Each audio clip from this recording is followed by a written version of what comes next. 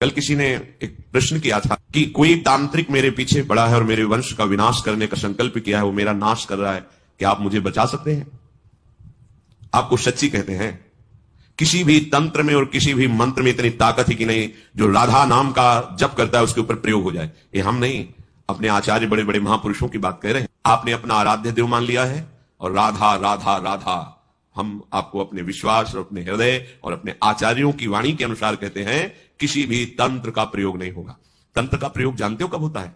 जब तुम्हारा अशुभ कर्म तुम्हारे ऊपर लागू होता है तो वैसे ही संयोग बन जाता है और वही तुम्हें दंड देने के लिए तैयार हो जाता है। अगर हमारा कर्म हमको दंड देने के लिए तैयार नहीं तो वैसे भी कोई तुम्हें दंड नहीं दे सकता। यदि तुमने किसी के वंश का विनाश किया है किसी जन्म में तो तुम्हारे वंश का विनाश होगा, वो नहीं तो तुम्हारा कर्म करेगा।